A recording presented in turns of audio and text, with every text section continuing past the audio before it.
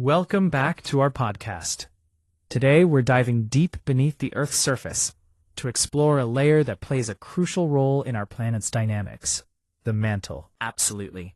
The mantle is fascinating, stretching from about 35 kilometers below the surface, all the way down to nearly 2,900 kilometers. It's the largest layer of the Earth, both by volume and mass. And it's primarily made of ultramafic silicate rocks, right? We're talking about minerals rich in magnesium, iron, silicon, and oxygen. What is the dominant rock type found in the mantle? That's peridotite. It contains minerals like olivine and pyroxene. The interesting thing is that as you go deeper, the minerals change structure due to pressure, which we call phase transitions. Speaking of pressure, let's talk temperature and pressure in the mantle.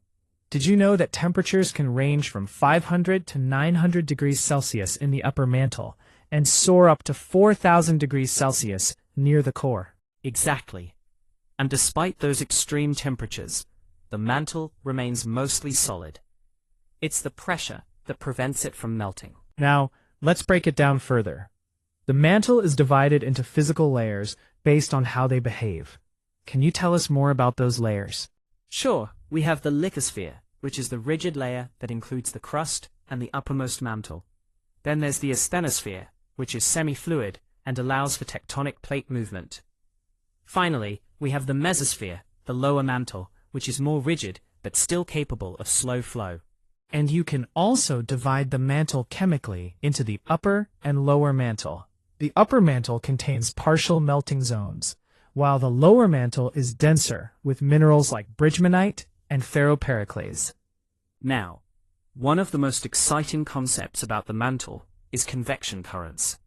How do they work? Well, heat from the core warms the mantle material, making it less dense, so it rises. As it cools near the surface, it becomes denser and sinks back down, creating a cycle that drives plate tectonics, continental drift, and even volcanic activity. It's incredible how these currents impact our planet. And don't forget about mantle plumes, columns of hot, rising mantle material that create hotspots like the Hawaiian Islands and Yellowstone. Right.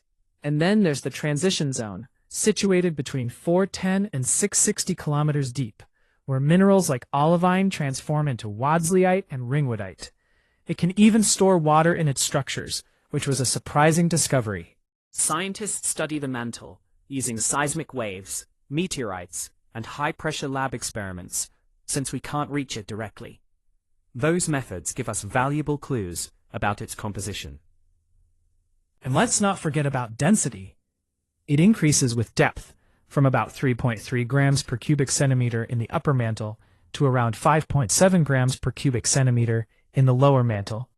So, to summarize, the mantle is essential because it drives plate tectonics, recycles the Earth's crust, controls volcanism, and helps regulate our planet's temperature over time. Exactly. That's a lot of importance packed into one layer. Thanks for joining us today as we explored the depths of the Earth's mantle. We hope you found it as fascinating as we do. Don't forget to subscribe for more episodes, and we'll catch you next time.